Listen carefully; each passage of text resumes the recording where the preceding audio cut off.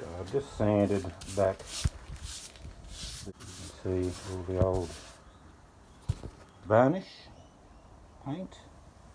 That's all got to come off and go back to timber. That's what we're doing, is stripping the old windows back.